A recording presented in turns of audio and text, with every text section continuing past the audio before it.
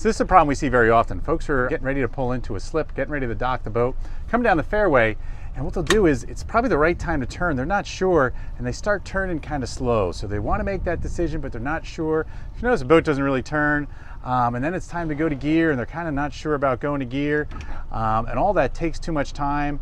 And when they do, the boat overshoots usually, and they find themselves in a bad position. Then they'll react, but they over throttle, and they don't have the wheel in the right spot. And then all of a sudden the boat's all out of kilter, and I've sent the momentum of the boat in the wrong direction. It's hard to recover from that. Just nice slow movements. Pick your direction, pick your gear. I'm not moving very fast. Every time I turn the boat, it's deliberate. I'm gonna wheel to the left just a little forward gear to get in that slip. And I'm just bumping in and out of gear to get back in. So a couple things we learned right there was, one, to not come into the fairway too fast because it makes it harder to make that first decision. And of course, when you make that decision, make it. Wheel to the right forward gear, get in your slip, or whatever it may be, wheel left forward gear, depends on where you're pulling into a slip. And try not to panic.